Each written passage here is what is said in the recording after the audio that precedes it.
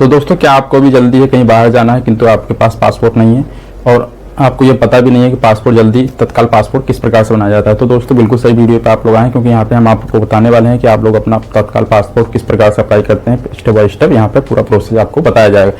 तो चलिए दोस्तों वीडियो को शुरू करते हैं। किंतु दोस्तों वीडियो को शुरू करने से पहले आपसे एक निवेदन, अगर आप लोग हमारे चैनल पर नए हैं तो चैनल को सब्सक्राइब करना ना भूलें। तो दोस्तों, आज जो हम लोग पासपोर्ट अप्लाई करने वाले हैं वो भारत सरकार के द्वारा जो नया पोर्टल जारी किया गया उसके थ्रू ही अप्लाई करेंगे। तो चलिए देखते हैं, नई पोर्टल के थ्रू जो है जब आप लोग पासपोर्ट अप्लाई करते हैं तो उसका क्या प्रोसेस है, क्या पुराने पोर्टल के ही तरह ये प्रोसेस है कि कुछ इसमें डिफरेंट है। तो चलिए दोस्तों वीडियो को शुरू करते हैं। तो दोस्तों, नया पासपोर्ट अप्लाई करने के लिए आपको अपने मोबाइल या पीसी में गूगल ओपन करना है। वहाँ पे आपको टाइप करना है पासपोर्ट सेवा। तो जैसे ही आप पासपोर्ट सेवा टाइप करते हैं तो यहाँ पे आपके सामने एक साइट ओपन होती है जो कि रहती है passportindia.gov.in। तो इसी पर आपको क्लिक करना है। जैसे आप इस पर क्लिक करते हैं तो यहाँ पे पासपोर्ट सेवा की ऑफिशियल साइट ओपन हो जाती है। तो यहाँ पे जैसे आप देखिएगा ऊपर की तरफ राइट हैंड साइड में यहाँ पे आपका दो ऑप्शन हो जाता है। एक लॉगिन का ऑप्शन रहता है, वहीं आपका दूसरा जो ऑप्शन रहता है रजिस्टर का रहता है। दोस्तों, जैसे ही आप रजिस्टर पे क्लिक करते हैं तो यहाँ पे आपके सामने एक नया पेज ओपन होता है जो कि रहता है यूजर रजिस्ट्रेशन का।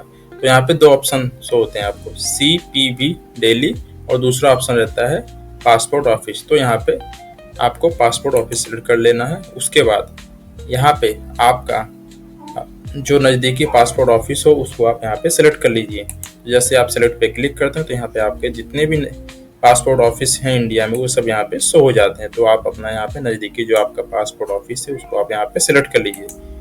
उसके बाद यहाँ पे नेक्स्ट डिटेल में आपका फुल नेम आपसे पूछा जाता है, तो यहाँ पे आप अपना फुल नेम एंटर कर दीजिए। उसके बाद आप यहाँ पे ईमेल आईडी, आपकी जो भी ईमेल आईडी है जो कि वर्किंग होनी चाहिए वो एंटर कर दीजिए। उसके बाद यहाँ आपसे पूछा जाता है क्या आप अपनी ईमेल आईडी को ही अपना यूजर नेम या लॉगिन आईडी बनाना चाहते हैं।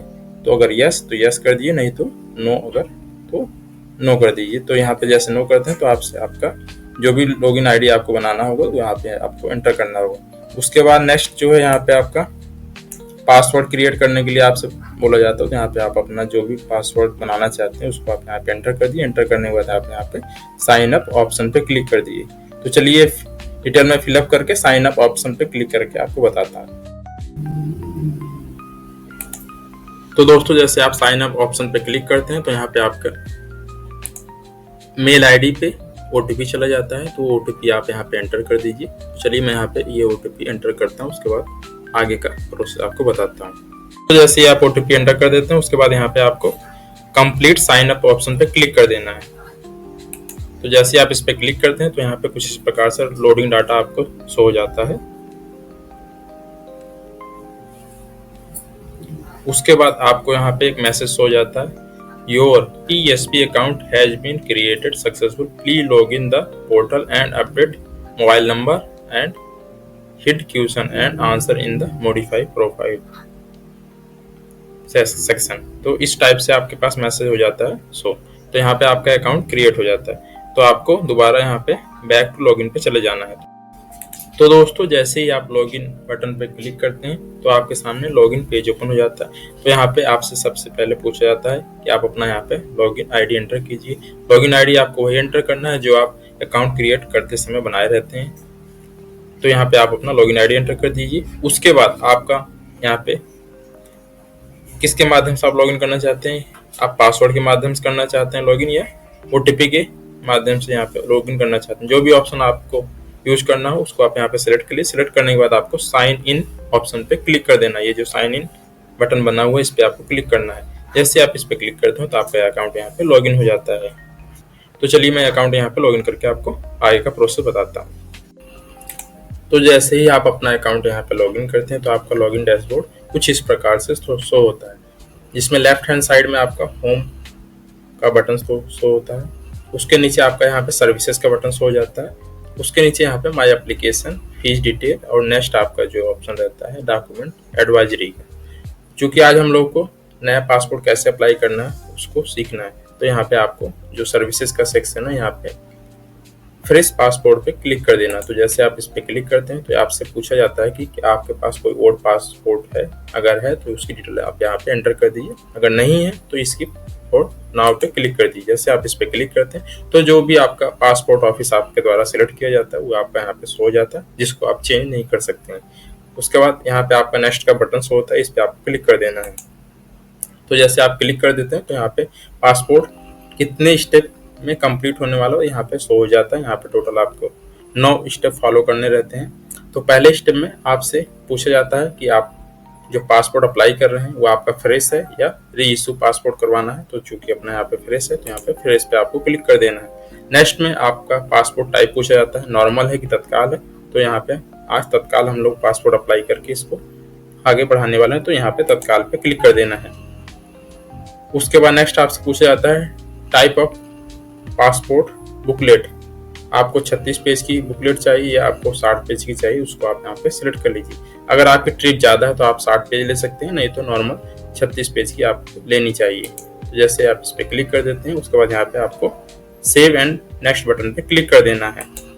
तो जैसे आप इस पर क्लिक करते हैं तो यहाँ पे आपका जो है नेक्स्ट स्टेप ओपन हो जाता है, जिसमें सबसे पहले आपका नाम पूछा जाता है। गिवन नेम में आप अपना फर्स्ट नेम और मिडिल नेम यहाँ पे डाल दीजिए। अगर आपका कोई सरनेम है तो यहाँ पे आप सरनेम में एंटर कर दीजिए। उसके बाद आप अपना यहाँ पे जेंडर सेलेक्ट कर लीजिए। जेंडर के बाद आप यहाँ पे अपना, अगर आपका कोई अन्य नाम है तो यहाँ पे यस करके अपना नाम एंटर कर दीजिए, अगर नहीं है तो यहाँ पे नो सेलेक्ट कर लीजिए। उसके बाद ये पूछा जा रहा है कि क्या आप इससे पहले अपना कभी नाम चेंज किए हैं, अगर चेंज किए हैं तो यस कर दीजिए, नहीं तो नो कर दीजिए।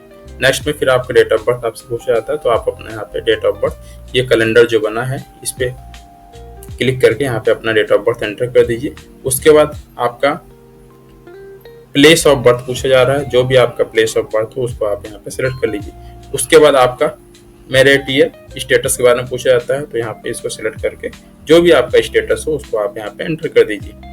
नेक्स्ट आपसे पूछा जा रहा है कि आपका जन्म इंडिया से बाहर तो नहीं हुआ है, अगर हुआ है तो यस कर दीजिए, नहीं तो आप नो कर दीजिए। फिर नेक्स्ट स्टेप में पूछा जा रहा है सिटीजनशिप ऑफ इंडिया बाई, आपकी सिटीजनशिप जो है इंडिया की जो है तो वो किस प्रकार की है। तो नॉर्मली सभी की सिटीजनशिप जो रहती है बाई बर्थ से ही रहती है। अगर आपकी कोई अन्य है तो अन्य सेलेक्ट कर लीजिए, नहीं तो आप बाई बर्थ यहाँ पर सेलेक्ट कर लीजिए। नेक्स्ट में आपसे आपका पैन कार्ड पूछा जाता है, ये ऑप्शनल है, अगर आपके पास हो तो एंटर कर दीजिए, नहीं तो आप इसको स्किप कर दीजिए। नेक्स्ट में आप वोटर आईडी कार्ड, ये भी आपका ऑप्शनल है, अगर आप इसको देना चाहें दे दीजिए, नहीं तो स्किप कर दीजिए। नेक्स्ट में आपका एम्प्लॉयमेंट टाइप पूछा जा रहा है, तो जो भी आपका एम्प्लॉयमेंट टाइप हो उसको आप यहाँ पे सिलेक्ट कर लीजिए। उसके बाद नेक्स्ट में आपसे पूछा जा रहा है ये जो माइनर, अगर माइनर का आप पासपोर्ट अप्लाई कर रहे हैं तो उस कंडीशन में ये लागू होगा, तो यहाँ पे आप नो कर दीजिए क्योंकि ये माइनर का तो है ही नहीं। उसके बाद आपसे यहाँ पे पूछा जाता है आपकी एजुकेशन क्वालिफिकेशन, जो भी आपकी एजुकेशन क्वालिफिकेशन हो उसको आप यहाँ पे सिलेक्ट कर लीजिए। तो देखिए जैसे आप यहाँ पे एजुकेशन क्वालिफिकेशन सिलेक्ट कर लेते हैं तो यहाँ पे ये जो पासपोर्ट की जो कैटेगरी है नॉन ईसीआर, यहाँ पे आपका यस आ जाता है। तो ये क्वालिफिकेशन पर निर्भर करता है, इसमें आपको कुछ नहीं करना। जैसे आप यहाँ पे अपना क्वालिफिकेशन डालते हैं तो यहाँ पे ये आपका जो है कैटेगरी यहाँ पे शो हो जाता है कि आपका ये पासपोर्ट ईसीआर में बनेगा कि या नॉन ईसीआर में बनेगा, तो यहाँ पे यस हो जाता है। उसके बाद आपका शरीर में आपका अगर कोई आइडेंटिफिकेशन मार्क्स है, विजुअल आइडेंटिफिकेशन मार्क्स है, तो यहाँ पे आप उसको डाल दीजिए जो भी हो। उसके बाद आप अपना आधार नंबर अगर शेयर करना चाहें तो इसको आप यहाँ पे शेयर कर दीजिए। जैसे आप आधार नंबर शेयर करते हो तो यहाँ पे आपका वैलिडेट आधार का ऑप्शन आ जाएगा, तो इस पे आपको क्लिक करके अपना आधार वेरीफाई कर लीजिएगा। जैसे आप ये सब कर लेते हैं उसके बाद यहाँ पे आई एग्री पे क्लिक करके यहाँ पे सेव एंड नेक्स्ट कर देना है। उसके बाद आप नेक्स्ट स्टेप पे चले जाइए। तो चलिए मैं ये डिटेल एंटर करके आपको आगे का प्रोसेस बताता हूँ। क्लिक कर देते हैं तो यहाँ पे आपका डाटा सेव हो जाता है। उसके बाद आपका जो नेक्स्ट स्टेप है वो आपका यहाँ पे ओपन हो जाता है। उससे पहले आपको यहाँ पे जो आपका एप्लीकेशन रेफरेंस नंबर मिल जाता है, जो कि आपका ग्रीन कलर में ऊपर की तरफ शो हो जाता है। उसके बाद यहाँ पे आपका पिता का नाम पूछा जाता है। पिता का नाम अगर फर्स्ट नेम है फर्स्ट नेम, मिडिल नेम है तो उसको आप यहाँ पे फर्स्ट बॉक्स में एंटर करना है। अगर पिता का सरनेम है तो उसको आप यहाँ पे एंटर कर दीजिए सरनेम में। वहीं आपका मम्मी का नाम गिवन नेम में आपका मम्मी का पहला नाम और मम्मी का मिडिल नेम यहाँ पे आप एंटर कर दीजिए। नेक्स्ट में आपका जो सरनेम है वहाँ पे सरनेम एंटर कर दीजिए। लीगल गार्जियन अगर आपका है कोई तो उसको आप एंटर कीजिए, नहीं तो आप इसको स्किप कर दीजिए। उसके बाद ये जो सिंस एप्लीकेंट इज माइनर, ये आपका ऑप्शन तब यूज होगा जब आप माइनर का पैन कार्ड अप्लाई करते हैं। चूंकि अपने कंडीशन में माइनर का पैन कार्ड है नहीं तो ये ऑप्शन नहीं यूज होगा। जैसे आपका ये डिटेल फिलअप हो जाए उसके बाद आपको नीचे आना है, नीचे यहाँ पे सेव एंड नेक्स्ट बटन पे क्लिक कर देना है।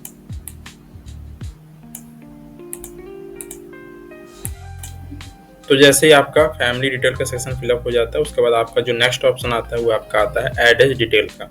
इसमें आपसे पूछा जाता है कि क्या आपका जो है एड्रेस आउट ऑफ इंडिया है, अगर यस है तो यस कर दी, नहीं तो नो कर दीजिए। क्योंकि अपना ये इंडिया का ये एड्रेस है तो यहाँ पे ये नो पे क्लिक कर दिया गया है।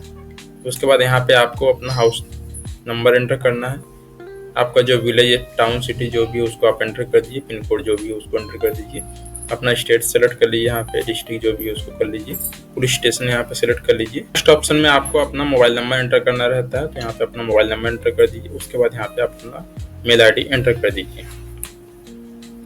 उसके बाद यहाँ पे आपसे पूछा जाता है कि क्या आपका जो परमानेंट एड्रेस है वो सेम है, तो आप यहाँ पे अगर सेम है तो यस कर दी, नहीं तो यहाँ पे नो कर दीजिए। ये सब डिटेल फिलअप करने के बाद आपको सेव एंड नेक्स्ट बटन पे क्लिक कर देना है।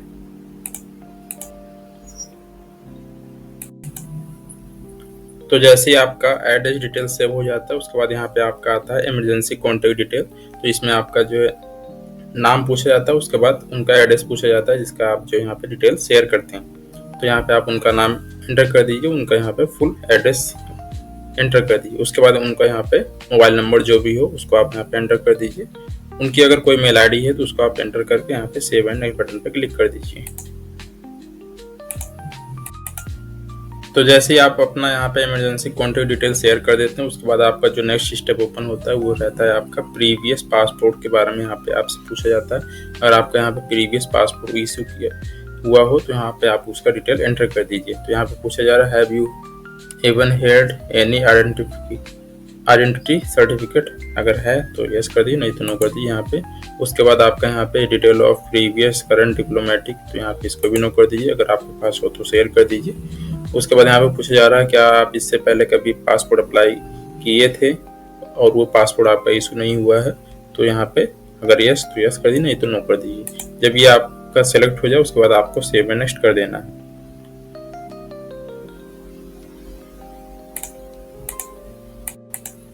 तो जैसे ही आपका यहाँ पे प्रीवियस पासपोर्ट का डिटेल सेव हो जाता है, जो आपका फिर नेक्स्ट स्टेप ओपन होता है वो रहता है आपका अदर डिटेल का ऑप्शन। इसमें आपसे कुछ क्वेश्चन पूछे जाते हैं जिसका आपको यस या नो में जवाब देना रहता है। तो इसमें जो पहला क्वेश्चन है इसमें पूछा जाता है provide the following detail if there are any criminal proceeding, कि आपके अगेंस्ट अगर कोई क्रिमिनल केस है, कोई क्रिमिनल जो है मुकदमा चल रहा है तो उसके बारे में यहाँ पे पूछा जाता है। नॉर्मली यहाँ पे जो है सभी नो रहते हैं, तो यहाँ पे आप सब पे नो कर दीजिए। अगर आपके केस में कुछ हो तो आप इसको यहाँ पे एंटर कर दीजिए।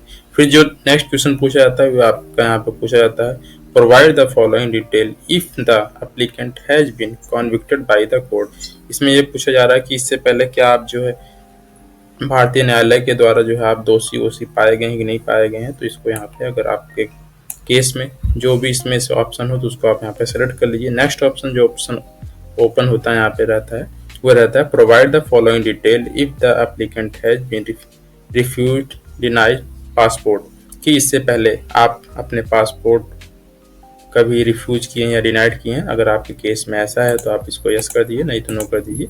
नॉर्मली ये सभी क्वेश्चन जो यहाँ पे नो होने वाले हैं। तो जो यहाँ पे फोर्थ ऑप्शन है provide the following detail if the applicant has applied for being generated foreign citizenship, कि क्या इससे पहले जो है आपके पास कोई फॉरेन सिटीजनशिप थी। ये अगर यस तो यस कर दीजिए, नहीं तो यहाँ पे आप जो है सभी नो कर दीजिए। इस कंडीशन में जो भी आपके ये अप्लाई हो तो उसको आप यहाँ पे सेलेक्ट कर लीजिए। फिर नेक्स्ट पूछा जा रहा है कि provide the following details if the applicant has return to India on emergency certificate, कि अगर आप जो है कभी विदेश गए थे और आपको किसी इमरजेंसी सर्टिफिकेट की आवश्यकता पड़ी हो, उसके माध्यम से अगर आप आए हैं तो उसका डिटेल आप यहाँ पे शेयर कर दीजिए। अगर आप के केस में ये कंडीशन लागू होता है तो उसको आप यहाँ पे यस कर दी, नहीं तो आप यहाँ पे सभी नो कर दीजिए। तो जैसे आपका ये डिटेल अदर डिटेल का ऑप्शन फिलअप हो जाता है, उसके बाद आपको यहाँ पे नीचे आके सेव एंड नेक्स्ट पे क्लिक करना है। तो जैसे आप सेव एंड नेक्स्ट पे क्लिक करते हैं तो ये डाटा आपका सेव हो जाता है। तो जैसे ये डाटा सेव हो जाता है तो उसके बाद यहाँ पे आपका पासपोर्ट का प्रीव्यू शो हो जाता है। तो इसको आप लोग एक बार ध्यान से चेक कर लीजिएगा। चेक करने के बाद आप इसको सेव एंड नेक्स्ट पे क्लिक कर दीजिएगा। तो जैसे ही आप अपने पासपोर्ट का प्रीव्यू चेक कर लेते हैं, उसके बाद जो नेक्स्ट स्टेप आता है वो आपका रहता है प्रूफ ऑफ बर्थ सर्टिफिकेट यहाँ पे अपलोड करने का। उसके बाद यहाँ पे नेक्स्ट जो रहता है आपका एड्रेस प्रूफ का रहता है, रेजिडेंस एड्रेस प्रूफ। तो यहाँ पे चलिए देख लेते हैं प्रूफ ऑफ बर्थ में क्या यहाँ पे है। तो देखिए यहाँ प्रूफ ऑफ बर्थ में आपका बर्थ सर्टिफिकेट है पहला ऑप्शन। उसके बाद यहाँ पे कई सारे ऑप्शन है, तो इसमें जो नेक्स्ट ऑप्शन है आपका पैन कार्ड भी यहाँ पे अवेलेबल है। तो यहाँ पे मैं बर्थ प्रूफ में पैन कार्ड सेलेक्ट कर लेता हूँ। तो जैसे पैन कार्ड सेलेक्ट कर लिया जाता है तो यहाँ पे आपका वेरीफाई करने के लिए बोलता है ग्रांट डिजी लॉकर एक्सेस।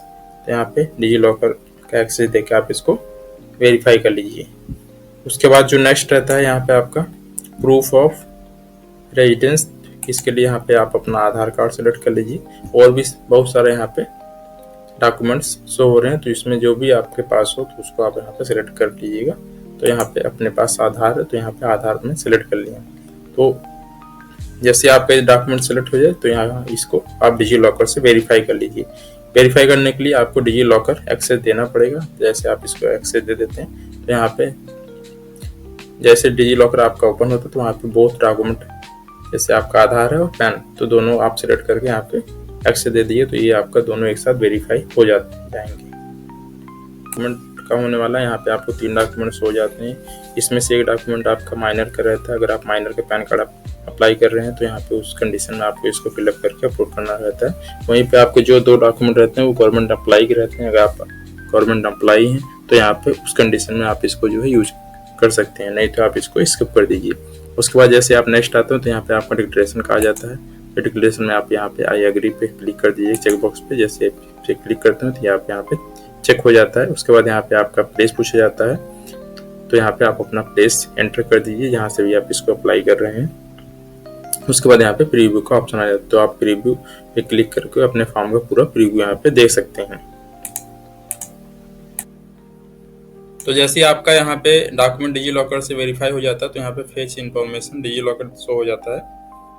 उसके बाद यहाँ पे अगर एक डॉक्यूमेंट आप वेरीफाई करते हैं तो यहाँ पे आपका सब हो जाता है। जैसे यहाँ पे ग्रांट डिजी लॉकर एक्सेस दिखा रहा है तो यहाँ पे ये आपका हो गया ऑटोमेटिक, बट यहाँ पे शो नहीं कर रहा है क्योंकि साइट का एरर है। अभी इनका जो है नया साइट बनाया गया है, इससे पहले इनका पुराना साइट था तो इसमें अभी कुछ एरर आ रहा है। तो यहाँ पे आपका देखिए जो बर्थ प्रूफ है ये आपका यहाँ पे वेरीफाई हो गया है। फेज 4 डिजी लॉकर यहाँ पे शो कर रहा है, तो उसी प्रकार से ये भी हो गया है, बट यहाँ पे शो नहीं कर रहा है। तो आपको स्क्रॉल करके नीचे आना, यहाँ पे जो आपका डिक्लेरेशन है इस पे आपको टिक कर देना चेक बॉक्स पे। जैसे आप टिक कर देते हैं उसके बाद यहाँ पे आपका फॉर्म का प्रीव्यू आपको शो हो जाता है। अगर आप फॉर्म का प्रीव्यू देखना चाहें देख लीजिए, नहीं तो इसको आप सेव कर दीजिएगा। तो यहाँ पे पहले तो आप सेव कर दीजिए, उसके बाद यहाँ पे आप फॉर्म का प्रीव्यू चेक कर लीजिएगा, क्योंकि जितना भी डाटा है वो आपका यहाँ पे सेव हो जाता है। उसके बाद यहाँ पे आपको इन्फॉर्मेशन बताया जाता है कि अगर आप एक बार सबमिट कर देते हैं फॉर्म को तो उसमें किसी प्रकार कोई आप करेक्शन नहीं कर सकते। तो फॉर्म को सबमिट करने से पहले आप ध्यानपूर्वक उसको चेक कर लीजिए, उसके बाद ही आप अपना फॉर्म यहाँ पे सबमिट कीजिएगा। तो चलिए मैं आपको इसके आगे का प्रोसेस बताता हूँ। तो जैसे ही आप अपना फॉर्म को यहाँ पे सबमिट बटन पे क्लिक करते हैं तो यहाँ पे आपका जो फॉर्म रहता है वो यहाँ पे सबमिट हो जाता है। उसके बाद फिर आपका नेक्स्ट स्टेप यहाँ पे आता है कि आप यहाँ से अपना प्रिंट एप्लीकेशन फॉर्म पे क्लिक करके अपना प्रिंट आउट ले सकते हैं। उसके बाद आपका यहाँ पे अपना पेमेंट करके अपना अपॉइंटमेंट बुक कर सकते हैं। तो यहाँ पे देखिए आपका एप्लीकेशन रेफरेंस नंबर शो हो जाता है इस प्रकार से। तो यहाँ पे आप जो है अपना पे एंड शेड्यूल अपॉइंटमेंट पे क्लिक करके यहाँ पे अपना अपॉइंटमेंट ले सकते हैं और यहाँ पे इसका जो पेमेंट है उसको आप यहाँ पे कर सकते हैं। तो यहाँ पे देखिए जैसे आप उस पर क्लिक किए पे एंड शेड्यूल अपॉइंटमेंट पे, तो यहाँ पे आपका अपॉइंटमेंट बुक करने के लिए शेड्यूल आ जाता है। तो यहाँ पे आपसे पूछा जाता है कि आप कहाँ पे अपना जो है वेरिफिकेशन कराना चाहते हैं, अपॉइंटमेंट कहाँ लेना चाहते हैं। तो यहाँ पे जहाँ भी अपॉइंटमेंट अवेलेबल रहता है तो वहाँ की पूरी लिस्ट आपको यहाँ पे शो हो जाती है। तो जैसे यहाँ पे देखिए गोरखपुर का दिखा रहा है, कानपुर का दिखा रहा है, बनारस का दिखा रहा है। जो जल्दी यहाँ पे नज़दीकी खाली सीट रहती है जहाँ पे आपका वेरिफिकेशन हो जाता है, तो वो सीट सब चीज़ें यहाँ पे आपको शो हो जाती हैं। तो यहाँ पे जो भी आपकी सुविधा अनुसार हो उसको आप यहाँ पे सेलेक्ट करके यहाँ से आप वेरीफाई कर सकते हैं। तो चलिए मैं यहाँ पे जैसे आपको लेना है ये वाला, जैसे अभी यहाँ पे 25 तारीख है। अपॉइंटमेंट बुक करने के लिए आपको यहाँ पे नीचे जब आते हैं अपॉइंटमेंट डैशबोर्ड पे, तो यहाँ पे आपका जितने भी अपॉइंटमेंट अवेलेबल रहते हैं लेटेस्ट में आसपास यहाँ पे आपके शो हो जाते हैं। तो जैसे देखिए यहाँ पे गोरखपुर में अवेलेबल है, कानपुर में अवेलेबल है, बनारस और लखनऊ में अवेलेबल है, तो यहाँ पे शो हो जाता है। और जहाँ पे अवेलेबल नहीं रहता वहाँ पे नॉट अवेलेबल शो कर देता है। तो यहाँ पे अवेलेबिलिटी को बुक करने के लिए तो आपको सेलेक्ट PSK पे क्लिक करना है। जैसे इस पर क्लिक करते हैं तो यहाँ पे आपका ऑप्शन आ जाता है PSK बनारस में खाली है, तो यहाँ पे PSK बनारस सेलेक्ट कर लेना है। तो जैसे आप PSK बनारस सेलेक्ट कर लेते हैं तो उसके बाद पूछता है कि आप श्योर हैं कि वहाँ पे बुक करने के लिए, तो यहाँ पे आपको ओके करना है। जैसे आप ओके करते हैं तो यहाँ पे आपका अपॉइंटमेंट का डेट शो हो जाता है। उसके बाद ये जो एड्रेस है, जो भी ऑफिस का एड्रेस है, वहाँ पे ये शो हो जाता है। उसके बाद आपको स्क्रॉल करके नीचे आना। जैसे आप नीचे आते हैं स्क्रॉल करके तो यहाँ पे आपका मेक पेमेंट का ऑप्शन आ जाता है। तो आप जैसे इस पर क्लिक करते हैं तो यहाँ पे पेमेंट के लिए ये प्रोसीड हो जाता है। उसके बाद आपका यहाँ पे सिलेक्ट लोकेशन दिखा रहा है, यहाँ पे पेमेंट शो हो जाता है आपका कि कितना आपको पेमेंट करना है। आपका यहाँ पे नाम शो हो जाता है, एप्लीकेशन रेफरेंस नंबर शो हो जाता है, किस टाइप से आपका ये है। यहाँ पे देखिए फ्रेश है और क्या यहाँ बन रहा है, यहाँ पे तत्काल में। नॉर्मल ये पासपोर्ट नहीं है, तत्काल में बनाया जा रहा है। तो जब आप तत्काल में बनाते हैं तो यहाँ पे तत्काल शो होता है, अगर आप जो नॉर्मल बनाते हैं तो यहाँ पे आपका नॉर्मल शो हो जाता है। वहीं आपका फीस कितना लगने वाला है, यहाँ पे आपका तत्काल में फीस 3500 लगने वाला है। टोटल अमाउंट आपका 3500 यहाँ पे कटने वाला है। नीचे वहीं आपका यहाँ पे कॉन्टेक्ट नंबर शो हो जाता है। उसके बाद ये सब वेरीफाई करने के बाद आप नीचे आइए, नीचे आके यहाँ पे आप इसको पे नाउ पे क्लिक कर दीजिए। जैसे आप पे नाउ पे क्लिक करते हैं तो ये साइट आपकी रिडायरेक्ट हो जाती है पेमेंट गेटवे पर। पेमेंट करने से पहले यहाँ पे कुछ इंस्ट्रक्शन दिए गए हैं, तो इसको आप लोग ध्यान से देख लीजिएगा। अगर आप एक बार पेमेंट कर देते हैं, वो आपके अकाउंट से पेमेंट डिडक्ट हो जाता है और यहाँ पे सक्सेसफुल का मैसेज नहीं आता, नहीं शो होता है, तो उस कंडीशन में आप दोबारा यहाँ पे पेमेंट मत कीजिए, क्योंकि पेमेंट यहाँ पे पेंडिंग में रहता है। तो उसके लिए आप यहाँ पे वेरीफाई पे क्लिक करके पेमेंट अपना वेरीफाई कर लीजिएगा, रीवेरीफाई करके। तो पेंडिंग पेमेंट आपका वेरीफाई हो जाता है। इन केस अगर आपका पेमेंट आपके अकाउंट से कट गया है, नहीं यहाँ पे वेरीफाई हो रहा है, तो पेमेंट आपके अकाउंट में आ जाएगा दोबारा। तब तक पेमेंट ना कीजिए जब तक यहाँ पे फेल का ऑप्शन ना दिखाई दे। तो इस प्रकार से यहाँ पे जब आपको क्लियर हो जाए उसके बाद आप यहाँ पे पेमेंट कर दीजिए। पासपोर्ट का पेमेंट करने के लिए आपको पे नाउ पे क्लिक करना। जैसे आप पे नाउ पे क्लिक करते हैं तो यहाँ पे साइट आपकी रिडायरेक्ट हो जाती है पेमेंट गेटवे पे। तो यहाँ पे आपका जो भी पेमेंट का ऑप्शन रहता है सब यहाँ पे हो जाता है। यहाँ पे देखिए मल्टीपल पेमेंट के ऑप्शन है। यहाँ पे आप नेट बैंकिंग से भी कर सकते हैं, SBI या अदर बैंक से भी कर सकते हैं, यहाँ पे कार्ड से भी पेमेंट कर सकते हैं। वहीं आप यहाँ पे UPI से भी आप पेमेंट कर सकते हैं। तो चलिए मैं यहाँ पे UPI से पेमेंट करने वाला हूँ, क्योंकि यहाँ पे किसी प्रकार का कोई चार्ज नहीं लगता। तो आपको UPI पे क्लिक करना है। जैसे आप UPI पे क्लिक करते हैं तो यहाँ पे आपका जो भी पेमेंट रहता है वो यहाँ पे शो हो जाता है। तो उसके बाद आप इसको एक बार अपना डिटेल वेरीफाई कर लीजिए। वेरीफाई करने के बाद यहाँ पे आप जो है नीचे स्क्रॉल करके आइए। स्क्रॉल करके जैसे आते हैं आप यहाँ पे, तो यहाँ पे ऑप्शन आ जाता है कि आपको UPI ID से करना है QR कोड। तो चूंकि मुझे यहाँ पे QR कोड से करना है तो यहाँ पे मैं QR कोड सेलेक्ट कर लेता हूँ। तो जैसे QR कोड आप सेलेक्ट कर लेते हैं फिर आपका एक बार वेरीफाई किया जाता है डाटा। उसके बाद नीचे आप देखिए आपका QR कोड शो हो जाता है। तो इस QR कोड पे आप अपना स्कैन करके पेमेंट कर दीजिए। जैसे आप इसको स्कैन कर लेते हैं अपने फ़ोन पे, गूगल पे या पेटीएम किसी से भी स्कैन करते हैं, तो यहाँ पे करके पेमेंट करते हैं तो आपका यहाँ पे पेमेंट सक्सेसफुल हो जाता है। जब आपका पेमेंट सक्सेसफुल हो जाएगा तो आपकी साइट जो है रिडायरेक्ट हो जाएगी आपके पेमेंट गेटवे पे। तो थोड़ा सा टाइम लगता है। तो देखिए यहाँ पे अपनी तरफ से पेमेंट हो गया है। तो यहाँ पे पेमेंट का स्टेटस, यहाँ पे ट्रांजेक्शन स्टेटस सक्सेसफुल शो हो गया है।